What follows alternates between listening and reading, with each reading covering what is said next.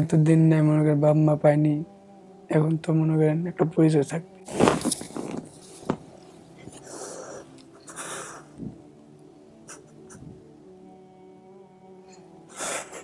কেউ তো আর বলতে পারবে না যে আমার পরিচয় নেই। হ্যাঁ, অনেকজন রোহিঙ্গা বলে তারাই দিত। রোহিঙ্গা বলে তারা দিত না, আজকের পর থেকে কেউ বলতে পারবে না। হ্যাঁ, আমি এখনো ওকে খুঁজতেছি, যেমন সিলেট যতবার যেতাম ততবারই এর খুঁজতে গিয়া পুলিশে ধরতো আমারে। কতবার জেল খাটছেন? এই 2-3 বার। বিয়ে শাদী করেন না কেন এরপরে? বিয়ে শাদী করলে তো আর ওর ইয়েটা থাকতো না, শুধু ওকে খুঁজাতে আছি, এখনো আছি। বিয়ে শাদী করলে হয়তো ওর প্রতি মায়ের আমার কমে যেত, তার জন্য বিয়ে শাদী করি না। বাবা অনেক অল্প বয়সে বিয়ে করছে, 17-18 বছর বয়সে। ও তো তাই অল্প বয়সে বিয়ে করছে, নাতি নাতনির মুখ টুক দেখে যেতে পারবে আর কি। চেহারা সেম, একদম পুরো চেহারা কাটিং সব সেম। ও বিয়ে শাদী করছে, বাচ্চা হয়েছে, ঠিক আছে। তো আপনি তো কি হলো তাহলে, দাদা হয়ে গেলেন। এই লোকজন বিশ্বাস করবেন না যে আপনি দাদা হয়ে গেছেন। সৌভাগ্যবান। হ্যাঁ, আসসালামু আলাইকুম প্রিয় দর্শক এবং শ্রোতা, আল্লাহ সর্বাবস্থায় আমাদের সবার মঙ্গল করুন সেই দোয়া এবং শুভকামনা জানিয়ে শুরু করছি আপন ঠিকানার একটি আপডেট পর্ব। আমরা বহুদিন পরে আপডেট করলাম, আমরা এই পর্যায়ে চলে যাচ্ছি দ্বিতীয় ধাপে। আসসালামু আলাইকুম। দেলোয়ার, কি অবস্থা, কেমন আছেন? ভালো আছেন? জি আলহামদুলিল্লাহ ভালো আছে। আপনার সঙ্গে যারা আসছে একটু পরিচিত হই। নাম কি ভাই আপনার? আসসালামু আলাইকুম, আমার নাম মোহাম্মদ আলমগীর হোসেন, আমি দেউলার বড় ভাই। বড় ভাই, আপনার পরিচয়? আসসালামু আলাইকুম, আমার নাম মোহাম্মদ আব্দুল মুমিন, আমি দিলওয়ারকে নিয়ে আসছিলাম আর কি। পরিচিত কিভাবে আপনার সঙ্গে দেলোয়ারদের? পরিচিত হলো মানে আমি ব্যবসা করি, তো আমার পাশের যে হোটেল ছিল জি, ওই হোটেলে ও কাজ করতো। আচ্ছা, এটা ঈদের সময়ের কথা, জি, গত কুরবানি ঈদে। আমিও আর চিনতাম না ওইভাবে। হুম, পরে যখন ও ওই যে ঈদের ছুটিতে বাড়িতে গেল, আমরা ব্যবসায়ীরা হচ্ছে কি যে আমরা একদিন পরে যাই বাড়িতে। হুম, পরে ও বাড়িতে গেল, পরে আর হোটেলে যে মালিকের ওয়াইফ আছে আর কি, হুম, ওকে আমি বললাম যে আচ্ছা ও কেমনি কি। পরে গেলো যে ও তো এরকম এরকম ছোটকালে হারিয়ে গেছে, আর তো মা বাপ নাই। পরে বললাম ঠিক আছে, তার ঈদের পর আসুক, দেখা যায়, আমি তো আপনার অনুষ্ঠান আমি দেখি। হুম, পরে ঈদের পর আসার পরে আর আমি খোঁজ খবর পাই না। পরে উনি আবার যে আর এক হোটেলে কাজ করে, এটা আমি আর জানতাম না। হুম, পরে অনেকদিন পরে বেশ কিছুদিন আগে হঠাৎ আইসে। হুম, পরে গেলাম যে এদিকে আসে, শোনো। পরে যে ভাই সাথে করলাম যে এরকম তুমি যে হারিয়ে গেছো, তাহলে একটা জায়গা আছে আপন ঠিকানা অনুষ্ঠান, ওখানে কি যাইবা নাকি? হুম, ওই ঠিক আছে, যদি যোগাযোগ করতে পারেন করেন। পরে এইভাবে যে আরিফের সাথে যোগাযোগ করে নিয়ে আসছে। নিয়ে আসছেন।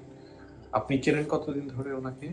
আমি মূলত সেদিন থেকে চিনি যেদিন থেকে আমার পাশের সিনিয়র বড় ভাই মোমেন ভাইয়ের সাথে পরিচিত হয়। আচ্ছা, আমরা একই সঙ্গে দোকানে বসেছিলাম, সেই সুবাদেই হঠাৎ করেই ডেলোয়ার আসলো এবং তার তার বিষয় নিয়ে মোমেন ভাই আমার সাথে একটা পরামর্শ চাইলো যে আলমগীর ভাই কিভাবে এই বিষয়টা একটি করা যায়। জি, তো উনি সর্বপ্রথম ওনার এই বিষয়টা উৎপত্তি হয় ওনার থেকেই, মোমিন ভাইয়ের থেকেই। মোমিন ভাই বলল যে আপন ঠিকানার সাথে আমার একটু পরিচিত আছে আম, ফেসবুকের মাধ্যমেই, তো চাইলে সেখানে নিয়ে যাওয়াটা কেমন হয়। তা আমিও পরামর্শ দিলাম, হ্যাঁ অবশ্যই ভালো হয়। সেখানে খুব ভালো ভিউ আসে এবং অতি দ্রুতই অনেকেই তার পিতামাতাকে বা কোনো পিতামাতা তার সন্তানদের খুঁজে পাচ্ছে। হুম, তো এই বিষয় নিয়ে আমরা পরামর্শ করার পরে তারপরে যোগাযোগ হলো এবং 19 তারিখে এখানে আসা হলো আর কি। জি, এতটুকুই। ওকে। দেখি আজকে কপালে কি দাঁড়াইছে। আপনার বিয়ে শাদী করা হয়েছে? তো ওয়াইফ আসে নাই? না, অসুস্থ হতো। বাচ্চা কাচ্চা আছে? জি। আজকে তো নিয়ে আসার দরকার ছিল। ঠিক আছে, চলেন আপনি ভিতরে চলেন, দেখি কার আসছে আপনার জন্য।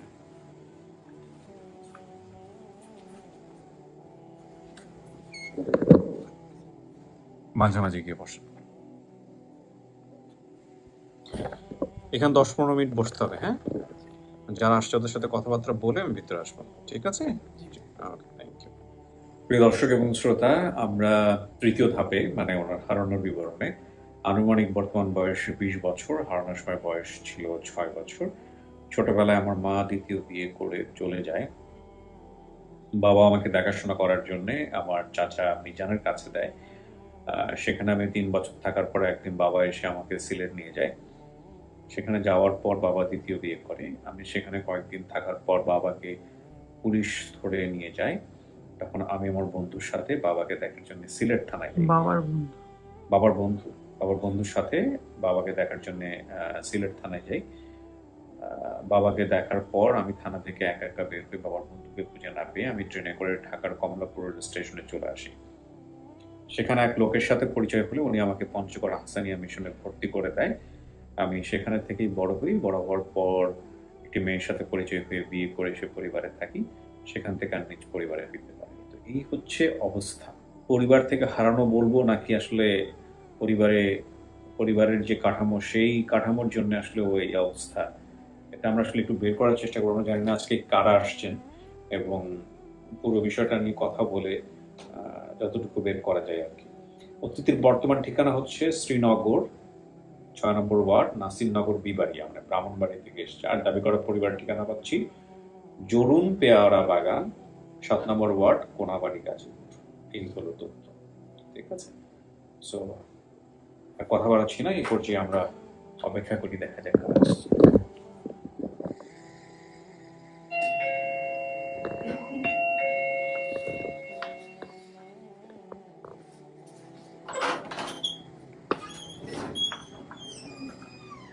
আসসালামু আলাইকুম।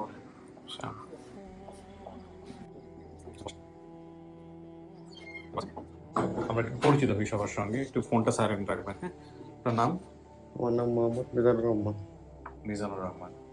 আপনি কি হন দেলোয়ারের সম্পর্কে? দিলোয়ারে ফুফা হই। এখন ফুফা? আপনি ফুফা। আপনার নাম? মুয়াজ্জিব। আপনি কি হন? বাবা। বাবা।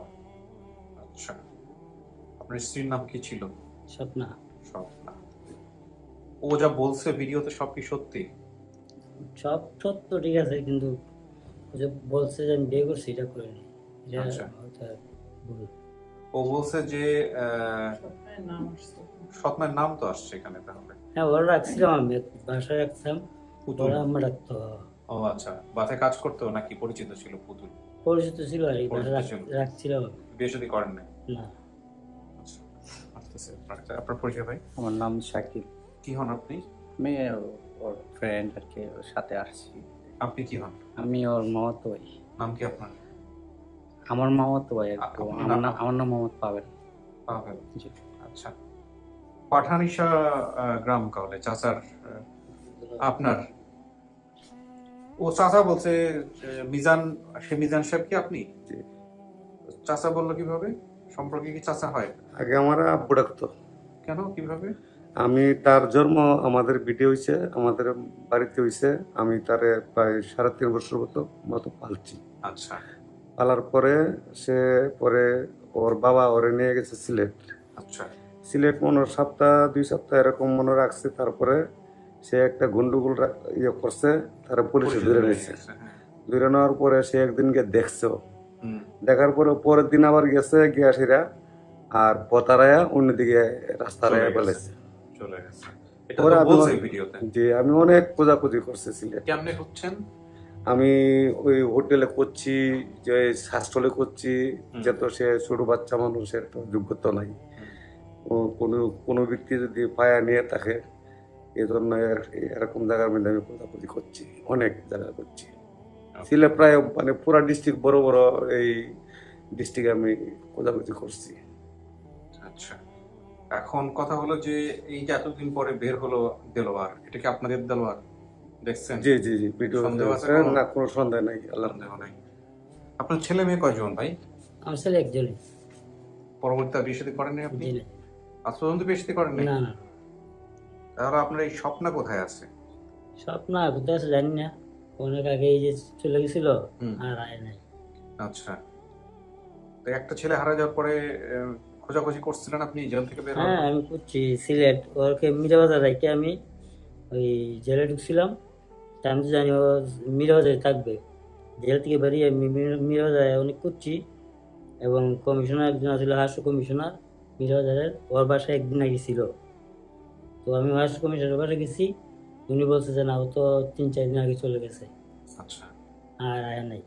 পরে পুরা সিলেটে আমি একটা মাইকিং করছি, তারপরে ওই যে বিজ্ঞাপন যে লেহে এগুলিকে লিখে দিছি, পুরো মিরাবাজার, তারপরে সাপ্লাই, আমরহানা সব জায়গায় দিছি মোটামুটি, কিন্তু পাইনি। পান নাই। তো একদিন পরে ভিডিওটা দেখলেন কোত্থেকে, কে খোঁজ দিল আপনাদেরকে? এই ভিডিওটা হঠাৎ একটা ফোন আসছিল, ফোন আমরা আসার অফিস থেকে পরে বের করছি বলতে না? আচ্ছা আসেন, বলেন আমাকে। হ্যাঁ, আমরা যখন ভিডিও রেকর্ডিং করি তখন তথ্য সংগ্রহ করা হয় অফিস থেকে, হুম। মানে গেস্টের সাথে বেসিক ভিডিও। তখন উনি ওখানে বলে যে ওনার চাচার বাড়ি হচ্ছে চৌরিখি বাজার, এরকম কিছু একটা বলে, আর হচ্ছে গ্রামের নাম বলে যে পাঠানিশা। পাঠানিশা, হ্যাঁ। তো তখন আমি গুগলে বিভিন্ন জায়গায় সার্চ করি পাঠানিশা গ্রামটা কোথায় পাওয়া যায়। হুম। তো এটা দেখছি ব্রাহ্মণবাড়িয়াতে। তো উনি মানে ওনার চাচা আবার ছিল ট্রাক ড্রাইভার। হুম। তত্ত্ববাথান থেকে এই গ্রাম পুলিশের নাম্বার নিয়ে নিয়ে ওনার সাথে আর কি যোগাযোগ করা হয়। গ্রাম পুলিশকে ফোন দিলে গ্রাম পুলিশ ওনাকে খুঁজে বের করে, তাই কি? জি, ওকে। যিনি আমাদের গ্রাম পুলিশ উনি কথা বলবেন। লাইনে আছে? হ্যাঁ, উনি আমাদের ওই অনুষ্ঠানটা দেখেন। আচ্ছা ঠিক আছে, দেন।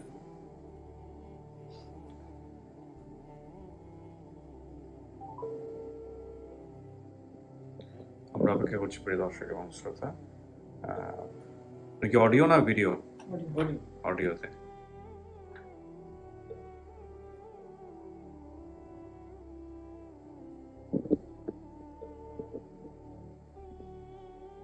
ঠিক আছে।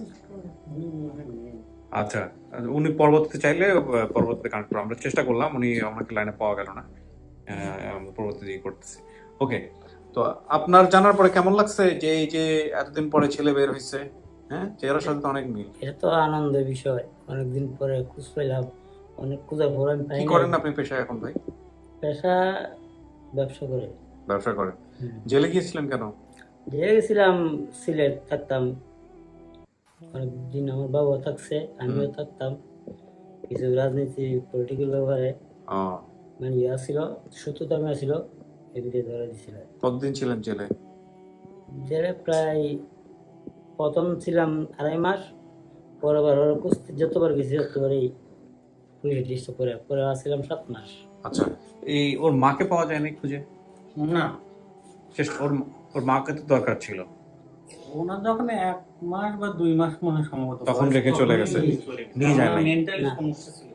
ও, মানসিকভাবে সমস্যা ছিল। মানসিকভাবে সমস্যা ছিল। যে ভিডিওতে বলেছে যে ওনার মা দ্বিতীয় বিয়ে করে চলে গেছে, দ্বিতীয় বিয়ে আসলে করেনি, মানে মেন্টালি সমস্যা ছিল, তো যার কারণে বাচ্চাটাকে ফালায় রেখে চলে গেছে। ওকে, ঠিক আছে, আমরা ডাকবো ভিতরে, ওনাদের 2 দিন দিয়ে পাঠিয়ে দিও একসাথে। বলো, আপনারা তো শুনছেন। ওকে,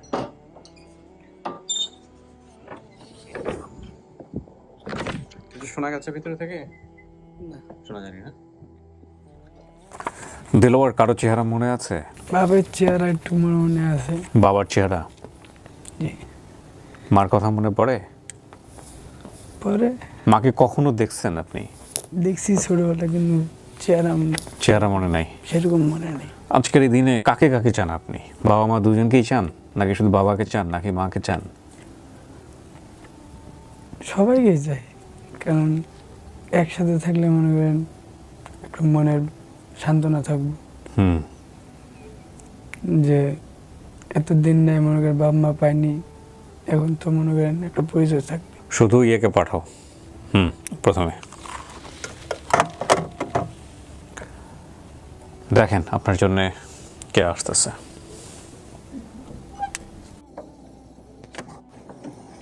আসুন, ওই যে।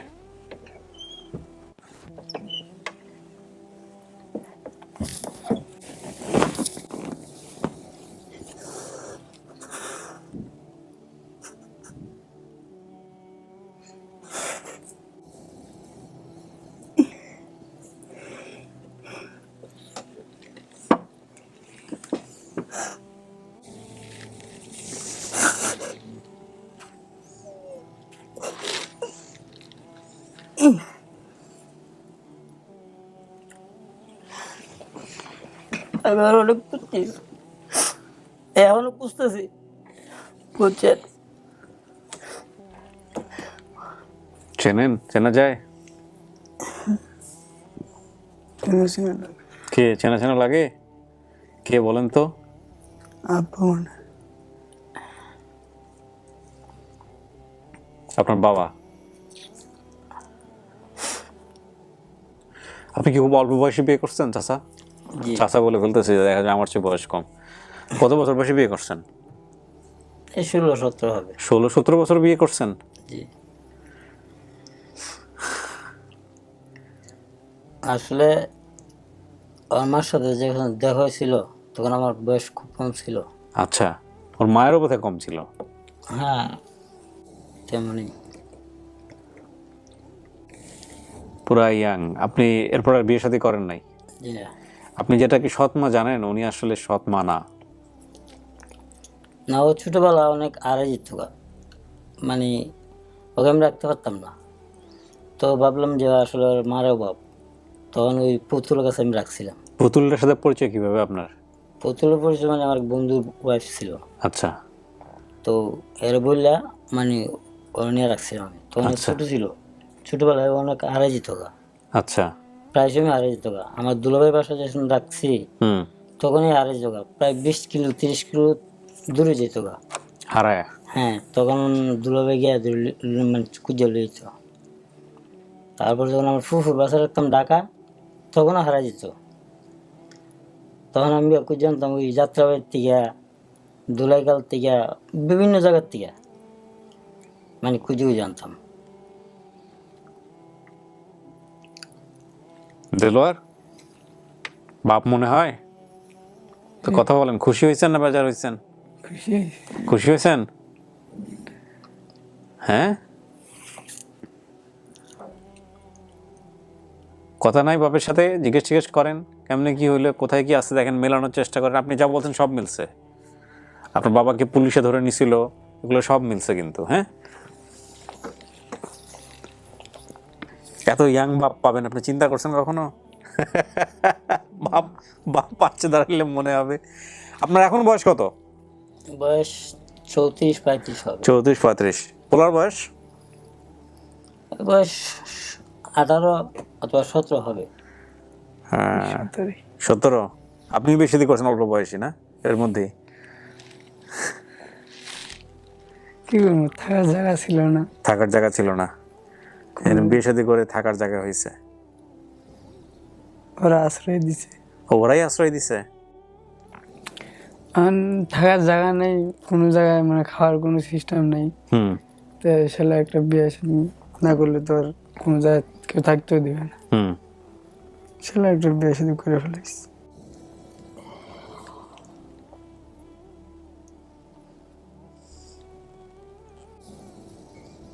আর আব্বু আমার জানে রাখছিল কি না, দাদা নাকি নানা হবো, মানে জেলে যাওয়ার আগে যখন মানে পাঠানির সাথে আসি সিলেটে, হুম। ওদের কাছ থেকে মনে করেন কিছু টাকা মানে টাকা বলতে 500 টাকা না কয় টাকা নিয়েছিলাম। তা সেদিন পরে ধরে এনে মুখ পিটাইছে, তারপরে তুমি আর ওই বাড়ি যাও না, সেটা চলে গেছে। হুম। ওই আনতে হারাই গেছি। আমার ছোটবেলায় অনেক শয়তান ছিল আর কি, আচ্ছা দুষ্ট ছিল, হারা যেত গা, টাকা আচ্ছা পয়সা নিয়ে অনেক দূরে যেত গা। আচ্ছা। তো আমরা খুঁজে খুঁজে আনতাম ভাই। তো আমার ছোট ভাই অনেকবার খুঁজে আনছে, আচ্ছা। তারপর আমার দুলো ভাই অনেকবার খুঁজছে।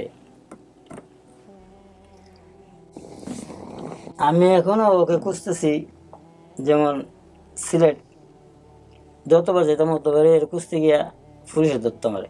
কেন? কেন আমরা যে আগে বিএমপি করতাম, হ্যাঁ। ওই মানে একটা এদিকে শত্রু আছে, ধরে দিতে পারি। ও আরেক ধরা দিত পুলিশে? কতবার জেল খাটছেন? এই 2-3 বার। 2-3 বার। তো বিয়ে শাদী করেন নাই কেন এরপরে? বেশি করলে তো আর ওর ইয়েটা থাকতো না, এবং সময় বেশি না, শুধু ওকে খোঁজাতেই আছি, এখনো আছি। বিয়ে শাদী করলে হয়তো ওর প্রতি মায়ের আমার কমে যেত, তার জন্য বিয়ে শাদী করিনি।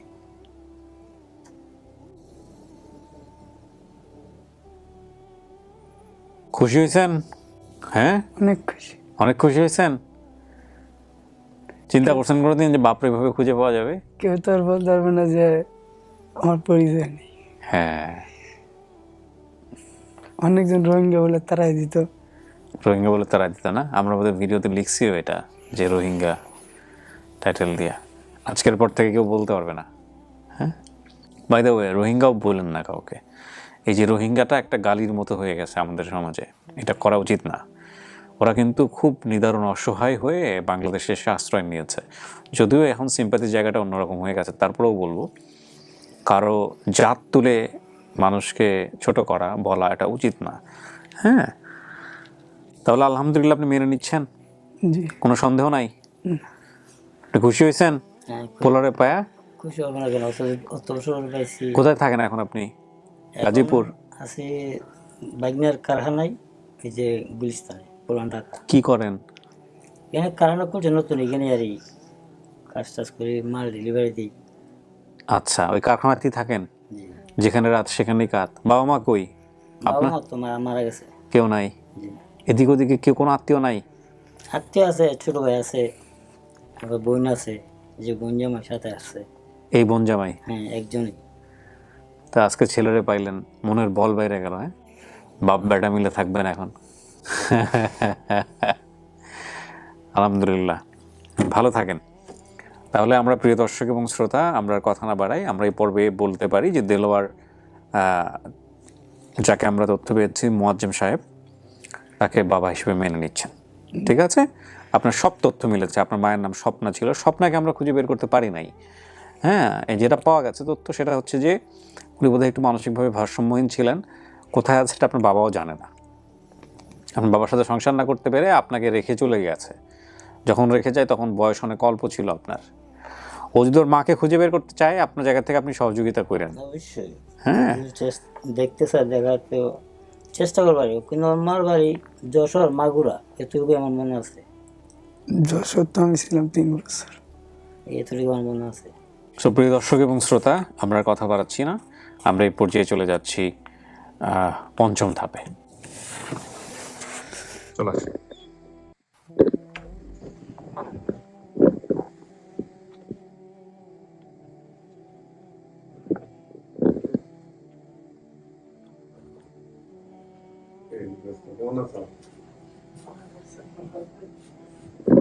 চিনতে পারছেন ওনাকে? চেনা মনে নাই? এই যে ওনারাই তো চাচা বলতেন, যে চাচার নাম বলছেন না? সেই চাচা, এই চাচা সম্পর্কে তো আপনি চাচাই হন ওনার। কি হন? আমি ফুবা, চাচা ফুবা সবই এক। আব্বু ডাকতো আপনার কাছে যে বড় হয়েছে এভাবে। হ্যাঁ হ্যাঁ, নাম কি বলেন তো? মিজান সাহেব। হ্যাঁ, নাম নাকি মনে আছে? আমার সিনেমা বাবা হইল আমার বড় ছেলে, তৃতীয় পরে একটা ছেলে ছিল, হ্যাঁ শিউলি ছিল, শিউলি পরে কলেজে। দেখো দেখ। এই তো এই জিয়ানরা তো কুলে নিয়ে আর দুইজন 3-4 জনের জিয়ানে নিয়ে ওই হাঁটা দিল। যে ওনার দুই বন্ধু প্রতিবেশী আর কি। উনি আমার মানে মোমিন ভাই, উনি আমার নিয়েছে। বাবা অনেক অল্প বয়সে বিয়ে করছে, 17-18 বছর বয়সে। ও তো তাই অল্প বয়সে বিয়ে করছে। হ্যাঁ, নাতি নাতনির মুখ টুক দেখে যেতে পারবে আর কি। চেহারা সেম, একদম পুরো চেহারা, কাটিং সব সেম। আচ্ছা অবস্থা, যাক আলহামদুলিল্লাহ। আপনারা খুশি? জি, আলহামদুলিল্লাহ। জি, ও বিয়ে শাদী করছে, বাচ্চা হয়েছে, ঠিক আছে। তো আপনি তো কি হলো তাহলে, দাদা হয়ে গেলেন। এই লোকজন বিশ্বাস করবেন না যে আপনি দাদা হয়ে গেছেন। সৌভাগ্যবান। হ্যাঁ, আরেকটা নাকি হবে বাচ্চা? বাচ্চা আরেকটা হবে। শুনলাম। যাক আলহামদুলিল্লাহ। ছেলে মেয়ে কয়জন? দুইটাই জানি। দুইটাই রানিং।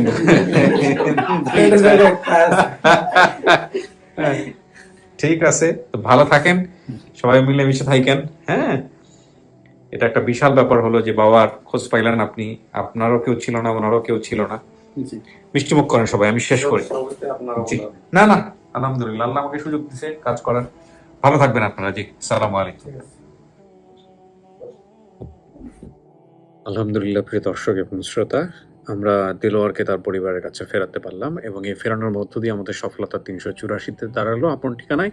আমি শেষ পর্যায়ে এসে কথার বড় করছি না, ভিডিওটি অত্যন্ত ছোট হয়েছে এবং আমাদের বাকি আরও যে 6টি ভিডিও থাকলো আপডেট করার, হয়তো সেগুলো কমপ্লিট করতে করতে আরও সংখ্যা বাড়বে। তো এই ধারাবাহিকভাবে এই সাফল্য বাড়তে থাকুক এবং আমরা ভিডিওগুলো যাতে সুন্দরভাবে করতে পারি, এই দোয়া এবং প্রত্যাশা জানিয়ে আজকের মতো এখানেই শেষ করছি। আসসালামু আলাইকুম।